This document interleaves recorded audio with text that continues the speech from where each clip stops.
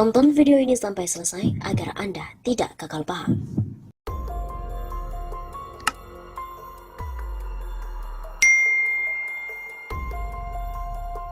Beredar pesan WhatsApp menyebut Puan membayar Pigai sebesar 5 miliar rupiah untuk menghabisi Ganjar di Jateng.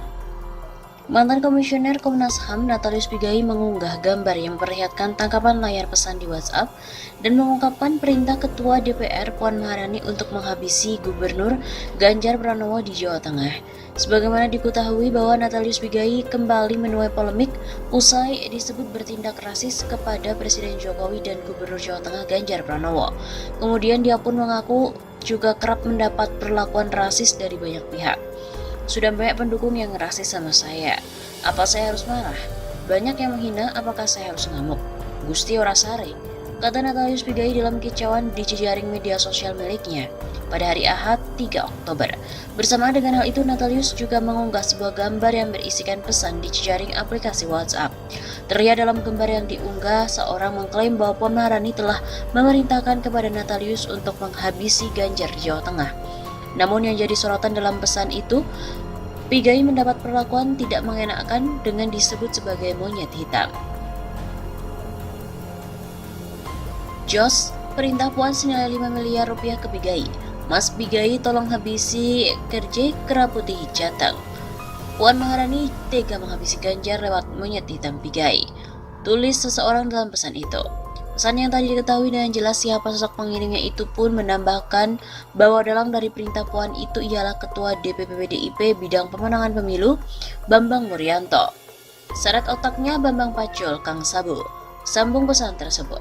Untuk diketahui, Natalius menuduh Presiden Jokowi dan Gubernur Jawa Tengah Ganjar Pranowo rasis. Tudingan ini pertama kali dilontarkan oleh Natalius lewat akun Twitternya. Jangan percaya orang Jawa Tengah, Jokowi dan Ganjar. Mereka merampok kekayaan kita, mereka bunuh rakyat Papua, injak-injak harga diri bangsa Papua dengan kata-kata rendahan rasis, monyet dan sampah. Kami bukan rendahan, kita lawan ketidakadilan sampai titik darah penghabisan. Saya penentang ketidakadilan, demikian cuitan Pigai. Netizen pun ramai mengomentari cuitan Pigai itu. Tidak sedikit yang mengecam karena menilai cuitan Pigai tersebut rasis karena membawa-bawa Jawa Tengah.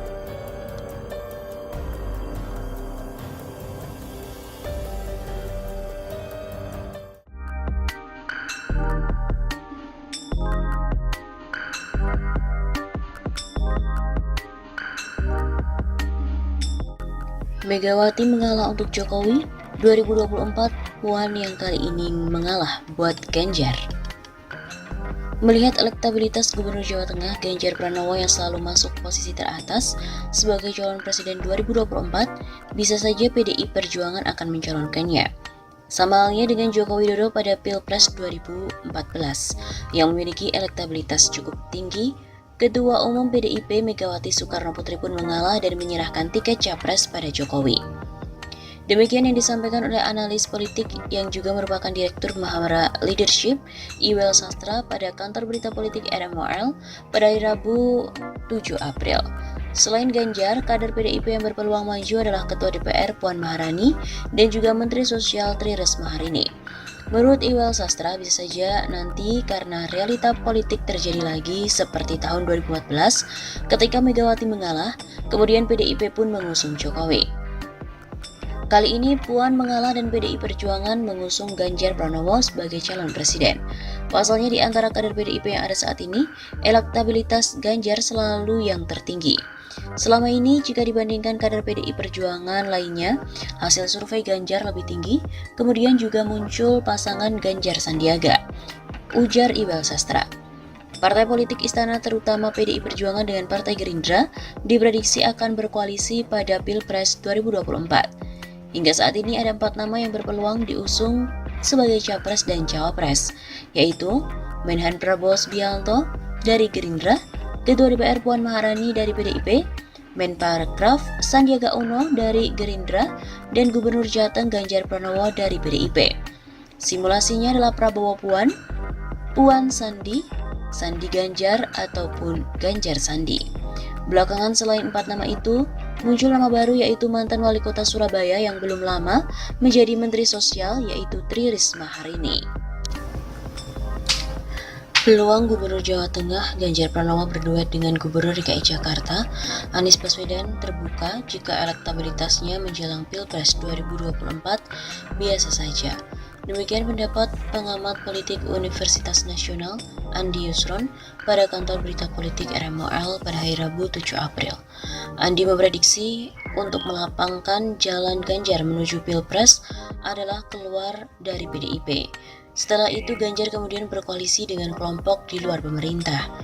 Jika elektabilitasnya pas-pasan dan ia ingin bertarung dalam Pilpres, maka ia harus keluar dari lingkaran PDIP dan tandem dengan kandidat dari luar koalisi pemerintah.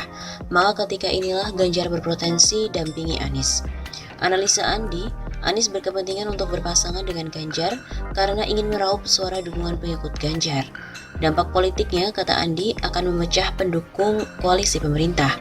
Anies berkepentingan meraup suara dari pendukung Ganjar dan ini berarti Ganjar dapat memecah suara pendukung koalisi pemerintah nantinya. Demikian kata Andi. Pada diberitakan sebelumnya, Hasto mengungkit sikap mengalah Megawati untuk Jokowi di Pilpres. Sekjen PDIP Hasto Kristianto menegaskan, Ketum Megawati dan Ketum Partai Golkar saat itu Erlangga Hartarto telah bersepakat jika calon Wakil Presiden Joko Widodo akan dibahas secara bersama-sama.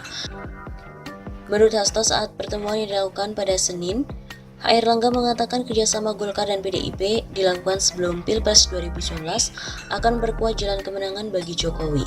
Namun Hasto memaklumi jika setiap partai politik di dalam menjalankan fungsi kaderisasi kepemimpinan wajar memperjuangkan ketumnya pada posisi strategis di tingkat nasional, baik sebagai capres atau cawapres.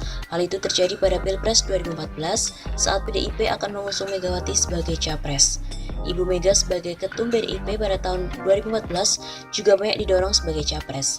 Namun beliau mendengarkan aspirasi rakyat dan lebih memilih memberikan mandat dan mencalonkan Jokowi.